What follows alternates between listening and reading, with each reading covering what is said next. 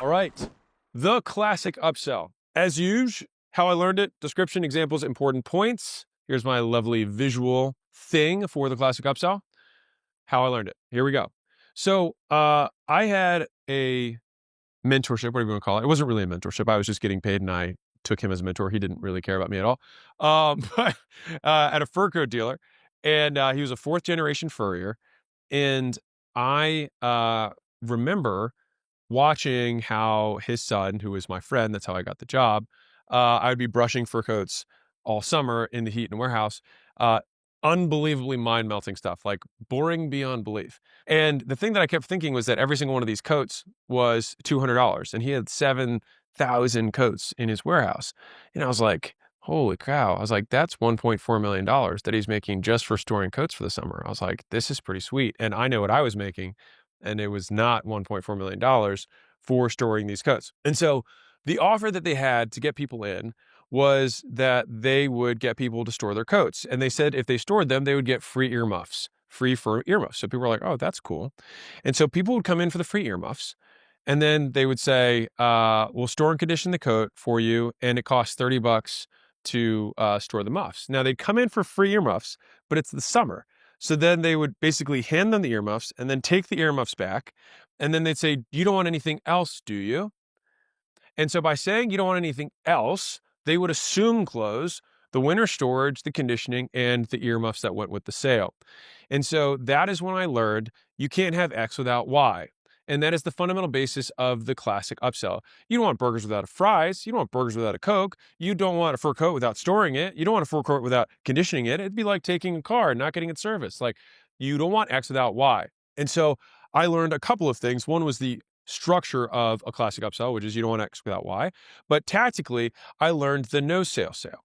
All right. And so the way that this works is basically people have been conditioned over the years to say no to salesmen.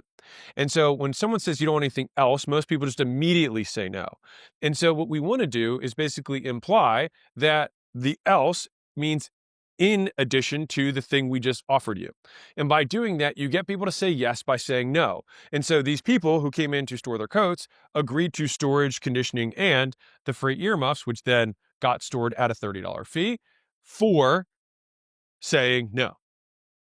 They don't want anything else. So the no sale sale is what I ended up calling a different sale, which may sound confusing, but bear with me. So if someone came into the gym and they said they declined every service offering we had, right, which sucks, you would then try and salvage some sort of goodwill or rapport because this person walked in and is basically walking back out, which sucks. And so you say, hey, listen, I will still want to help you for 6 weeks. And so why don't we just do this as an at-home program? All right, so I'll give you this thumb drive that has at-home workouts that you can follow, and then come in a couple days, and we will give you a nutrition consult on the house. All right, we just want to help you out, and hopefully maybe when things are a little less crazy or money's a little bit better, you can come back and at least you'll have nice things to say about us. And so a lot of people would say yes to that. And so when they showed up to the next appointment, which was the nutrition consult, we would still close the same percentage of them as we did for normal customers. But here was the cool thing. We actually closed them at a higher average ticket. And so the people who bought services and then bought supplements averaged $200 a ticket.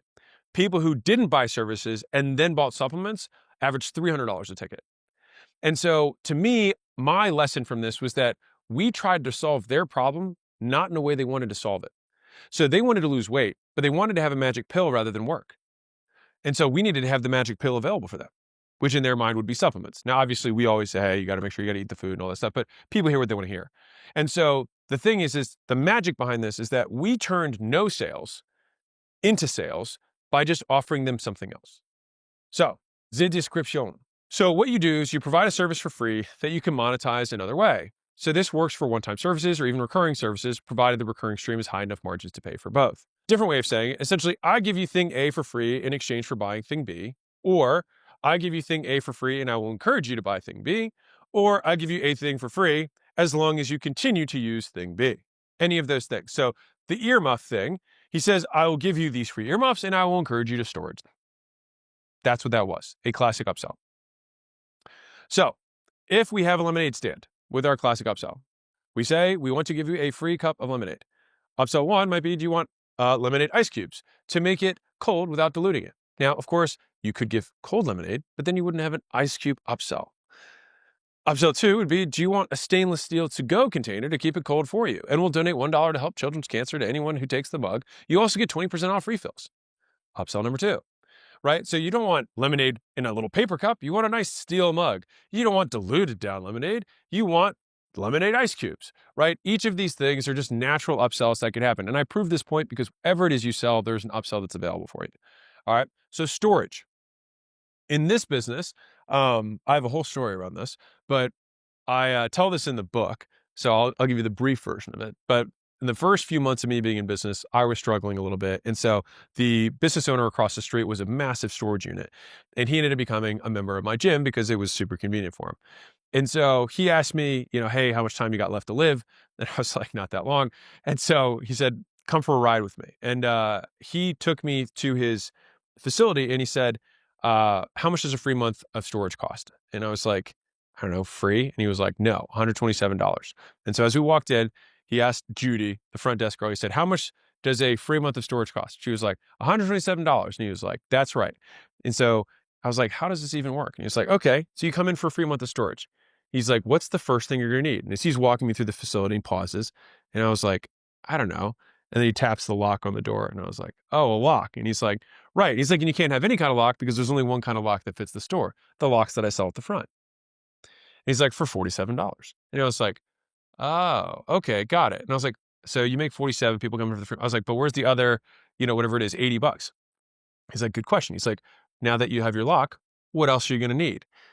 I was like, I'm like, I don't know. And he's like, well, you probably need some boxes for all that stuff that you have, which I have conveniently here. You don't want to go to another place down the street or have to order them on Amazon, wait for them to come, break them, box them, all this. It's like, we have them right here available for you. And I was like, oh, right. He's like, and we also have hand tow, the hand trucks that you can use to move your stuff in and out at your convenience for a fee. And I was like, oh, right. He's like, and this stuff's probably really valuable for you because otherwise you just throw it away, but it's valuable enough that you pay to store it. We obviously guarantee up to $500 of damage. That could happen if there's a flood or anything should happen or theft. But if you want, you can have $1 million storage fee for just an extra $10 a month. And he paused and he was like, you want to know my margins on that? I was like, okay. And he was like 90%. And so he explained that. And he's like, and what happens a lot of times is that people's eyes are bigger than their stomach. So they come here and they think they're going to be able to fit all this crap in a locker this big. Oftentimes they need a bigger unit. It's also a little bit spacier. And that way they can get their stuff in and out because they don't realize if stuff's in the back, they got to move everything out just to get to it. And so he walked me through every single upsell that they had. And I realized that that's how a free month of storage created $127. And so many businesses right now, just like the rental car story, just like the storage unit, there are other things that a customer must purchase. They will buy them. It's just a question, will they buy them from you or somebody down the street? So weight loss. So for us, upsell number 1 was at the nutrition orientation. We would sell them supplements. We would then sell them nutrition plans. And the immediate version for me was I wanted to sell supplements because I had no more delivery. I could immediately hand it to them, make the profit back. And usually what I made on the supplements covered the cost to a car customer. So just that sale covered my cash flow. And I hadn't even started servicing them yet. And so a lot of you guys have these little things that are available. Like if I have a physical therapist, maybe you give 4 free treatments as your offer. That's a banger offer. A lot of people might consider that. But upsell 1 is you're going to need these orthotics, these bands, these braces, these oils, this kinesio tape, all to maximize the effectiveness of the 4 treatments. And so they come in for the free month of storage, but they need their lock, they need their insurance, they need their boxes. Just think about those things for yourself. If you're in education, it's like I offer group coaching, provide information in a community for free, indefinitely as long as you keep using my software. By the way, this is basically, fundamentally what we do with school. We do all this stuff for free and then just use school to help monetize. Okay.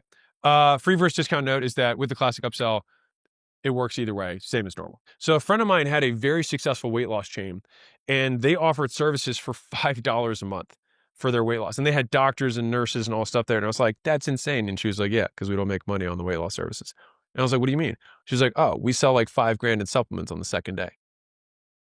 I was like, oh. So that's where I really learned a lot of the really Jedi stuff that I know from supplement sales. I learned from her. And I paid her top salesperson $500 an hour for 2 hours to tell me everything she did to sell supplements. And you know what's crazy? When I told her top salesperson that I would pay her $500. She was like, $500. She's like, just to talk to you? And I was like, yeah. She thought I was an idiot. I'm dead serious. She looked at me like I had 3 eyes on my head. She was like, it's your money. And so she just walked me through every single detail of what she did to sell supplements. And that $1,000 2 hours that I paid for made me millions. And so I highly encourage you. Sometimes the best people to learn from are people who aren't even selling information. Just offer to pay them to learn what they do in their particular niche or skill. And because people are not used to doing that, and you can charge, you can offer way more with the value, with the money's worth to you. You can make way more money that way. So I learned from her that she had service that she basically gave for a nominal amount of money because she didn't even care about it, just because that drew people in, and then they'd sell the supplements and the food and the bars and the shakes. And yeah, they had doctors and nurses working there. That's how they made the money. So, important points. So, number one, if you make thing A free, then you got to be able to give it away for free. If someone comes in and wants the free workouts, you have to deliver the free workouts. Now, you can't say you have to buy this other thing, otherwise it's not free. You want to strongly encourage the thing, but that's fundamentally how it works. All right. So make sure that it doesn't cost you a lot or anything at all. Like that thumb drive that we gave, like you want it to be something that's cheap, but still valuable. The next thing is make the upsells the next natural thing that they would need to buy. That's the boxes, the large units, the locks, the insurance, things like that.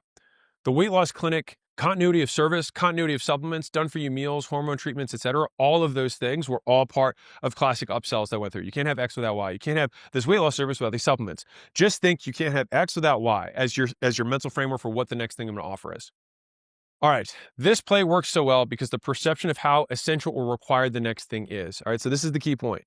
If supplements is core to how someone's going to get results with the main thing, the likelihood they buy is very high. So if you remember the minimum package for the rental car story I gave you, you want this to feel as required as possible. Again, you don't want to make it required because then it gets shady. But you want to strongly encourage people to take these things to get the best results, which ethically they should be able to get better results with whatever your upsell is. All right. And so how seamless the upsell process is for the prospect, if you make it frictionless, you can get sometimes 80% plus of people to take these upsells. I personally prefer to have upsells that have very little operational drag so that I can immediately offset cost to getting a customer, or it becomes that's my major profit stream. It depends on what the objective is for your business. Boom. Summary. Works on the front end as a back end, works as an internal play, meaning you can just upsell your existing customers. That's basically what the storage thing with the fur coats was. Many of those people were existing customers, so you can just upsell those people. If you suck at sales, this is not a hard sale to make. There's a lot of goodwill in this play because you just make sure that you close the upsell. Like, it's like, hey, let me give you this thing. I'm giving you this free earmuffs. Why not take it? But of course, you got to take this other thing too. And if you aren't getting 80% plus close rates, you're doing it wrong. So that's my big benchmark for you. If you're getting 30% to take it, you're not making it assumed enough. It's not clear enough to them that this goes with. So think about it like that. It has to go with. If you go to McDonald's, I would bet you that 80% of people are getting fries and a Coke. You want a very high uptake rate on the people who buy the next natural thing. Think of this as the thing that goes with the thing, and give the thing away for free to make sure that all the thing that goes with the thing you can make the money on. All right. And so the nice thing with this is that it gives you a lot of upfront customers. And that is the classic upsell.